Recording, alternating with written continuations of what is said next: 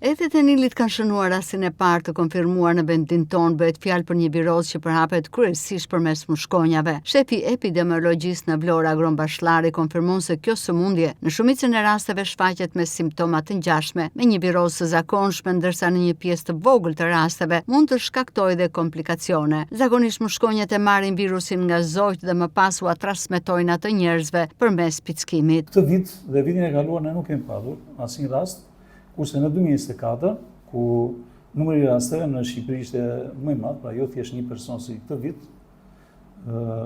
Vlora, në Vlorë ne kemi evidentuar rreth 13 raste me këtë diagnozë të konfirmuara në Institutin e Shëndetit Publik, që do të thotë persona që janë paraqitur në spital, janë trajtuar, një pjesë kanë mësuar në ndërlikime, pra që kanë shkuar në qendrën spitalore Rana Tereza, dhe janë konfirmuar me diagnozën e Ethet e Nilit me perëndimor.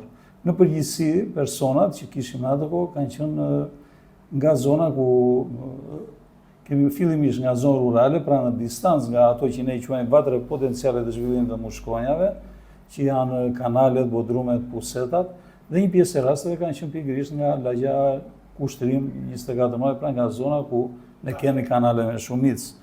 Por gjithsesi numri ngeli me aq, pra ngeli i vogël, dhe ajo që e bëri për atëre duhet të mbyllej me kaq, pra si numër rastesh, është pikërisht sepse, siç e dini, prej shumë vitesh në Vlorë dhe në gjithë zonën përgjithësore bëhet procesi i dezinsektimit.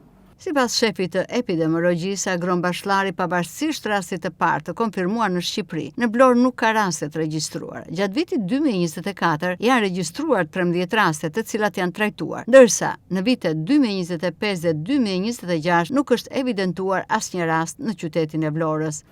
Që do të thotë luftojnë dhe gjitha trajtojnë, të themi, me biocid, pra që lufton larvat e mushkonjave dhe nuk dëmton florën dhe faunën e mbrojtur, pra të zonave lagunore, me Bacillus thuringiensis, i cili pra lufton larvat e mushkonjave, pra duke frenuar zhvillimin e gjeneratave të reja. Trajtimi bëhet çdo 2 javë dhe pikërisht në sajt e këtij trajtimi që bëhet periodikisht vit për vit dhe çdo 2 javë për gjithë sezonin, nga prilli deri në fillim tetori, vjet ne nuk kemi patur asnjë rast. Dhe në vitet e pashme nuk kemi patur asnjë rast. Pra rastet e para për Vlorën kanë qenë të vitit 2024.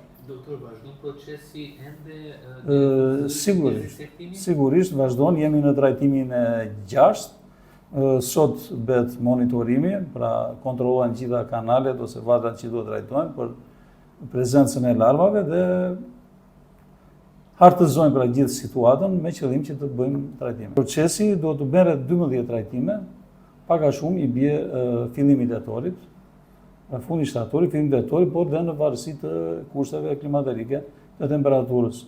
Nëse temperatura është e lartë dhe ne kemi gjetje të larvave, do të vazhdojmë. Ethet e Nilit mbeten një viroz që kërkon dhe mbrojtje nga vetë qytetarët. Higjiena është një nga masat kryesore për parandalimin e përhapjes së saj. Një tjetër faktor i rëndësishëm është desinfektimi, i cili ndihmon në eliminimin e larvave si dhe mushkonjave.